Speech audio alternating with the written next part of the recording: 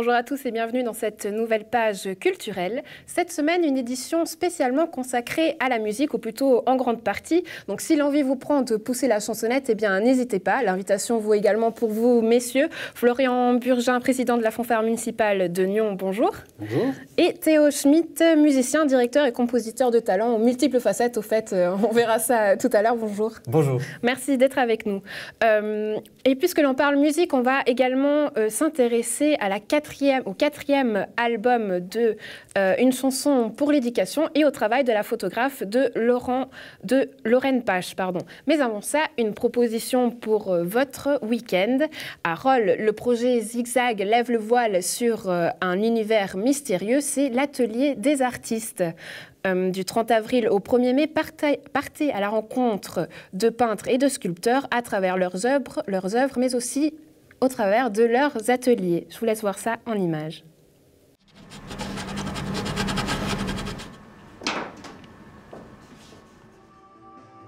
Devinez le parcours d'un pinceau qui a débordé sur la table, sentir la colle ou le plâtre, mais aussi feuilleter les carnets de croquis et s'immerger dans l'antre créatif d'un artiste sans forcément entrer dans la ronde des mots. Voilà l'invitation lancée par Catherine Ether et Alma Dupont, deux artistes de rôle. Notre idée, c'est de faire zigzaguer les gens d'un rôle, d'un atelier à l'autre, qui viennent à la découverte des ateliers, de ce qu'on fait et partager un petit peu de temps avec nous. Pour cette première édition, le projet Zigzag rassemble 11 artistes. Peintres, sculpteurs et graveurs ouvriront les portes de 6 ateliers différents le temps d'une balade du 30 avril au 1er mai.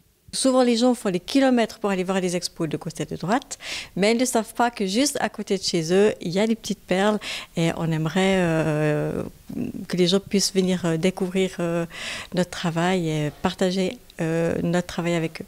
Dans mon atelier, il y aura plusieurs personnes, on sera 4 artistes et franchement, il y aura 4 mondes différents à découvrir entre de la peinture et des volumes. Chacun travaille avec des techniques différentes, donc c'est assez riche, il y a pas mal de choses à voir et à découvrir. En résumé, Zigzag, c'est l'occasion de partager la culture au plus grand nombre, de croiser les talents, les styles et les techniques en offrant de belles rencontres avec, mais aussi entre les artistes. C'était un échange spécialement avec Catherine Ether, puisqu'on a été les deux à organiser tout ça. Mais c'est vrai qu'il y a la rencontre des autres artistes. On en connaît certains, d'autres pas. C'est toujours une très bonne équipe parce qu'on a tous les mêmes besoins et finalement on est tous dans le même bateau. Quels sont vos besoins justement? Des personnes pour exister. Si on reste toujours dans son petit coin à travailler dans sa cave ou dans son atelier, les portes fermées, on ne sait même pas qu'on existe. Et puis on a aussi besoin de se mettre en danger pour avoir un peu un feedback de ce que pensent les gens de ce qu'on a essayé de réaliser. Passionnés, collectionneurs ou curieux sont donc invités car le but est avant tout de désacraliser la culture et la rendre accessible à tous. Les gens disent « Ah, mais moi je ne connais pas l'art, je n'ai pas de culture », donc ils n'osent pas entrer, ils n'osent pas venir dans nos ateliers. Et vraiment, l'art, c'est fait pour tout le monde. Ce qu'on aimerait, c'est que vraiment les gens viennent, regardent. Il n'y a pas besoin d'autre chose, il n'y a pas besoin de parler, il n'y a pas besoin d'intellectualiser. C'est juste regarder, prendre du temps pour vivre quelque chose un petit peu différent du quotidien. Ça nous permet de s'améliorer, de se remettre en question. L'art, c'est toujours ça, c'est se remettre en question, aller chercher une autre expérience, innover. Enfin, en tout cas, moi, je fonctionne comme ça. À l'avenir, les deux amis espèrent renouveler l'expérience avec d'autres artistes. Une chose est sûre, à Rolle, l'art fait son chemin. Comme promis, place à la musique. Après une collaboration avec l'école de musique de Nyon pour le spectacle La face cachée du Léman en juin 2015, le prochain projet de la fanfare municipale de Nyon est un ciné-concert intitulé Le Trésor du Léman. Florian Burgin, pourquoi allier finalement fanfare et cinéma? C'était une façon pour vous de rendre la fanfare plus sexy? La fanfare plus sexy, effectivement, et puis surtout de donner de la matière à nos jeunes musiciens qui ont envie de faire d'autres choses et des trucs intéressants, sympathiques, et puis un petit peu diversifiés pour attirer aussi un autre public. Parce que quand on dit fanfare, souvent on a beaucoup d'images et de clichés qu'on essaie de changer. Donc avec le cinéma, on est peut-être un peu plus sexy. Mais un ciné-concert, finalement, c'est quoi? Qu'est-ce que les gens peuvent faire ou découvrir? Alors, ils peuvent découvrir un film et la musique en direct, qui va être joué par la fanfare et l'orchestre avant du Conservatoire de Lausanne. Et puis le film a été composé, imaginé par Théo Schmitt, la musique a été écrite par Théo Schmitt. Donc voilà, pour nous, c'est aussi une forme différente de faire de la musique. Justement, vous dites que vous avez travaillé avec l'orchestre avant du Conservatoire de Lausanne, sous la direction de Serge Gros. 80 musiciens seront sur scène, 40 chez vous, 40 chez eux. Comment est-ce que vous avez travaillé ? Alors d'abord, on a travaillé chacun de notre côté. La chance qu'on a, c'est que c'est le même directeur. Donc lui a travaillé avec l'orchestre de Lausanne, avec la fanfare, et puis on a répété 3 fois ensemble. Donc pour mettre les petits détails au point, et puis faire que tout se passe bien. C'était pas trop dur de devoir s'adapter à la baguette d'un autre orchestre de chefs? Non, les chefs, on a une fois Serge Gros et puis une fois Théo Schmitt. Donc c'est 2 excellents directeurs, donc facile à suivre, facile à comprendre. Puis comme on était des bons musiciens aussi, on a pu faire ça. Donc c'est-à-dire que là, si Théo Schmitt vous fait un petit signe de la main, vous savez comprendre. On va faire un test. Théo Schmitt, allez. Qu'est-ce que ça veut dire? Fin de la phrase. Fin de la phrase, voilà. Et on va recommencer une avec vous. Si on doit à vous aussi justement ce cinéma-film. Comment est-ce que vous avez mis la musique au service de ce film? Alors j'avais depuis longtemps cette idée, ce projet de tourner un film sur le Léman, notre magnifique Léman, et j'avais déjà plusieurs mélodies qui me traînaient dans la tête. Donc de fil en aiguille, j'en suis venu à tourner quelques images, à déjà composer quelques thèmes, et finalement je me suis rendu compte que ça marchait très bien les deux, donc j'ai vraiment tourné le film et composé la musique en même temps.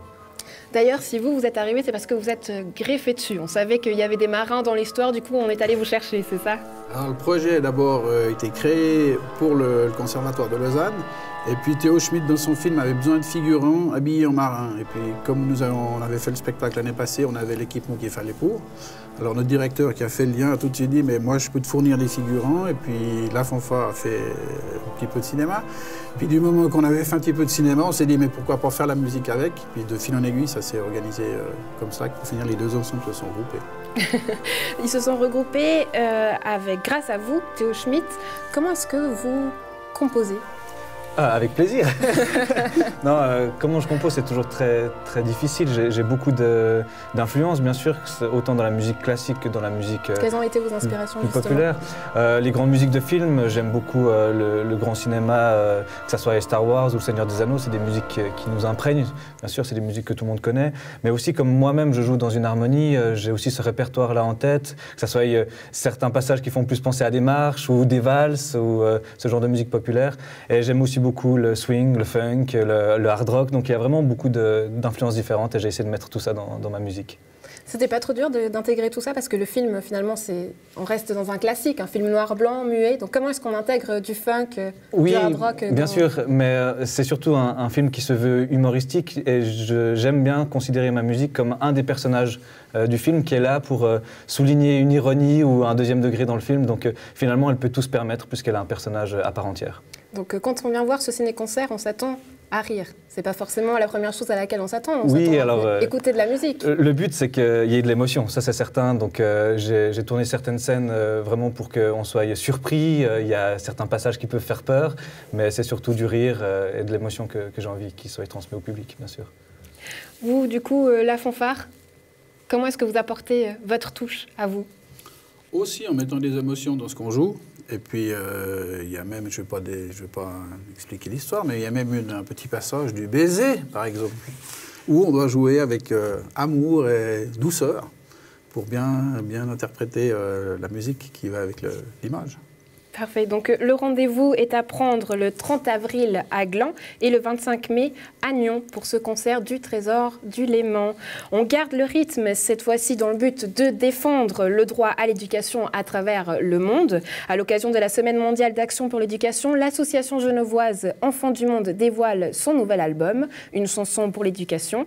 Cette année, l'édition se décline en Suisse romande et au Burkina Faso, mais aussi en photo avec Lorraine Pache. Je vous propose de revivre ces moments forts de l'aventure grâce au coup d'œil de la photographe. Tout enfant a droit à l'éducation.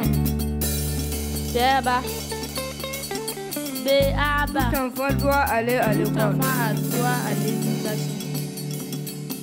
Ya kami biya kutoro Souvenez-vous, il y a quelque temps, la compagnie Zapar et l'association Enfants du Monde, le projet qui a pour but de sensibiliser les élèves suisses romands à la réalité des enfants privés d'école, promettaient la sortie d'un nouvel album. Eh bien, le voici. Autre création, une exposition de photos itinérantes dans plusieurs villes de Suisse romande, comme ici, à Gland. Ça fait chaud au cœur parce que ce sont des gens qui se sont vraiment beaucoup impliqués dans ce projet, que ce soit les enfants, que ce soit les parrains, que ce soit les gens de la compagnie Zapar, que ce soit les gens d'Enfants du Monde. Et vivre une année entière avec tous ces acteurs et voir le résultat comme ça affiché dans différentes villes suisses, ça fait chaud au cœur. Pourquoi avoir voulu participer à ce projet ?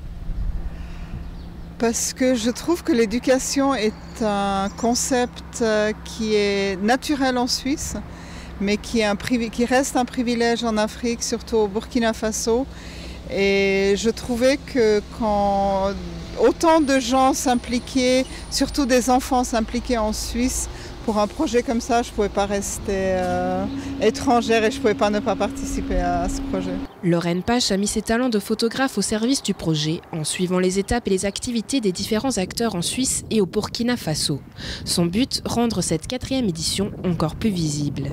Vu que ces photos sont dans le domaine public, n'importe qui peut les voir, ils n'ont pas vraiment besoin de se déplacer, ils tombent dessus par hasard et puis... Alors il y en a qui s'arrêtent en disant « Ah, c'est pas mal » et puis ils vont plus loin. Et puis je trouvais que c'était aussi une bonne manière pour annoncer la sortie du CD. En tout, entre 2015 et début 2016, 800 élèves de Suisse romande et du Burkina Faso et 12 parrains artistes suisses et burkinabés se sont engagés pour une éducation de qualité pour tous. Après 2 semaines et demie au Burkinabé, la photographe est revenue plein de souvenirs en tête. J'aime beaucoup le regard et puis l'expression de la fille qui était relativement hostile au début quand elle m'a vue. Et puis elle ne comprenait pas ce que j'avais dans la main et quand je lui ai montré, je l'ai laissé faire quelques photos. Et après, je lui ai montré cette photo et puis elle m'a dit « Ah oui, ça j'aime, alors ça tu peux utiliser ». Et vous avez une anecdote à nous raconter ? Oui, alors c'était dans le village de Dunduni. Pendant le tournage du clip, il y a forcément des temps morts. Alors je me suis retrouvée d'abord avec 5, puis après avec 10, puis après avec 20 enfants. Et puis une fois qu'on avait fait une série de photos, je me suis dit qu'il fallait quand même occuper le temps. Et je leur ai proposé d'apprendre une chanson et puis ils étaient tous d'accord. Alors on a appris Meunier Tudor et puis ils l'ont chanté à la façon burkinabé. C'était, en finissant, en dansant, c'était assez génial.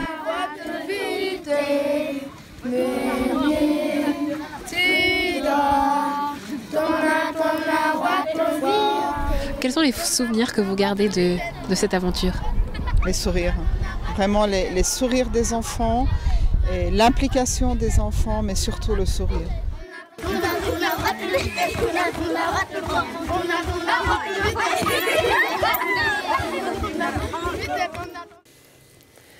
Si le cœur vous en dit et que vous aussi vous voulez suivre l'action de tous ces enfants et de tous ces participants, n'hésitez pas à en savoir plus et rendez-vous sur le site internet www.unechanson.ch. Quant à moi, je vous retrouve dès la semaine prochaine pour de nouvelles aventures culturelles, bien sûr. Salut!